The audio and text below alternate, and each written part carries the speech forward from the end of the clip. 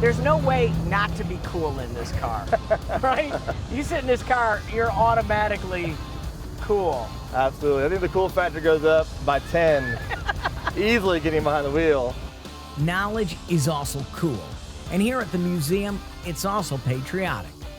It is an actual museum. There's an actual path that you take as you learn about the history of the car. It's a great place also to learn about American ingenuity and American technology. And we have a model of every single Corvette ever made in this museum. So there's nothing more American in the automotive realm than the National Corvette Museum. There is the full chronicle of all things Corvette, but it's the personal stories that steer the narrative. Stories like the entombed Corvette. The story goes that is a man that lived in Maine and he owned a grocery store, and his wife didn't care for the way the car rode. So she asked him to sell it, and he said no, and instead put it in a vault or a tomb under his grocery store. I would love to hear the conversation. I don't like it, it's too sporty, get rid of it. I'll show you. I'm building a vault in the basement.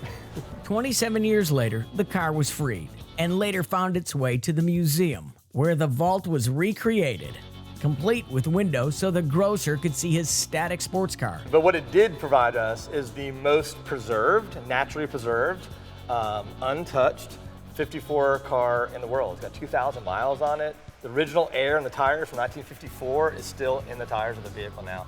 Who won the argument? The wife or the husband, now that it's in the Corvette Museum? Definitely the husband, because now it's ours.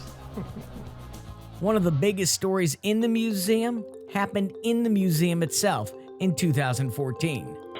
911, what is your emergency? This is the National Corvette Museum. Yes, ma'am. Skydome is full of smoke. I need fire out of here. At 5:39 a.m., the floor in the skydome, the iconic yellow skydome that we're known for, part of that floor fell in. Luckily, no one was hurt, but the story went national. So what you're looking at here, Tom, this is about where my arms are. This is sort of the direction, and then the floor fell out. And then these 8 cars here were the 8 victims of the sinkhole. 3 were restored, and 5 were beyond repair. How many tears were shed that morning when this happened? Hundreds and hundreds across the country, right? Because these were iconic. These 3 cars that we restored, they're iconic. This is a 62 Tuxedo Black, an incredibly rare C1 Corvette, right? Not many of these in the world at all fell down the sinkhole. This is the 1 millionth Corvette ever made. Fell down a sinkhole. This is a benchmark car in General Motors history, the 1 millionth. And do the colors seem familiar to you, Tom? Yeah. We drove it today. Yeah. The white on red, the iconic first Corvette color scheme. What do? Pull the cars out of the ground, fill the hole, and create a whole new exhibit around the cave systems of Kentucky, the physics of cave systems, how our cars were restored. We restored 3 of the 8 cars. We showed the process of restoring these vehicles. We took them out, we restored the ones that we could restore. They're beautiful, our team did an amazing job. But now we're showing you the results of that day. And we didn't try to clean them up. No. We left them just as they were pulled up out of the ground. And look at the complete destruction of, these are the most, obviously, the ones that fell down first. I'm really just impressed with the fact that you come back from something like that. I mean, that's an American comeback story there. I like it. Every exhibit reveals more. We tell the story about design, engineering. We have an amazing gallery called the Performance Gallery, where we talk about the epic battle between car designers and race car drivers, and how Corvettes prevailed throughout the years. So this Zora's is first race car, 1957 SS, 1 of 1, not 2, not 3, not 4. Literally, this is it, the only model. It's almost too beautiful to race, though. I mean, I'm sure he wasn't thinking about it. No. But the car it's a work of art, and he's tooling around the racetrack in it. Absolutely. That's the Corvette culture. You drive them. Started back in '57, right? With the introduction of the mid-engine C8 in 2020, the father of the Corvette, Zora Arkus Duntov's vision for the car is also explored. This is it. This is the car that Zora designed and put himself, right? There's a picture of Zora there with the car.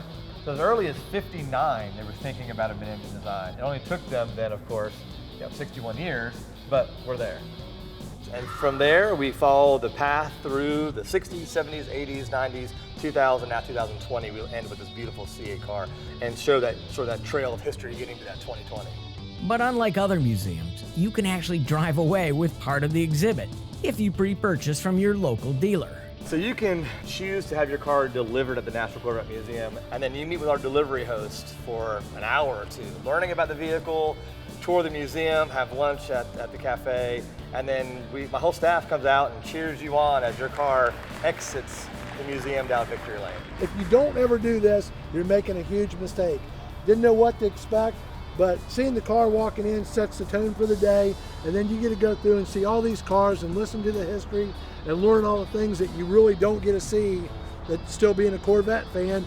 If you can't learn something coming here, there's just something wrong. And Captain Quincy knows Corvettes. This is number 10. Number 10. Number 10 from 1965 to 2020. Does he look better in a Corvette? I see more handsome in a Corvette, be honest.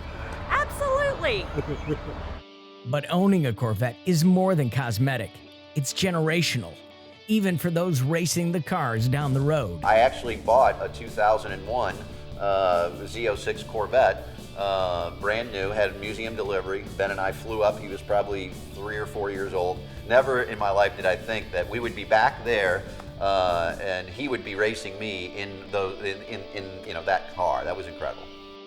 Even if you don't drive away in a new Stingray, you will take something with you from the National Corvette Museum.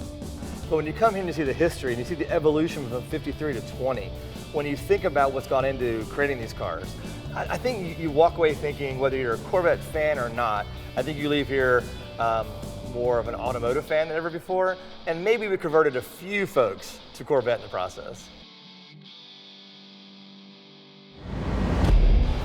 Up next, we head back to the track with Spec Corvette Racing. Coming up, driven from Bowling Green, Kentucky. Why don't you try to keep pace?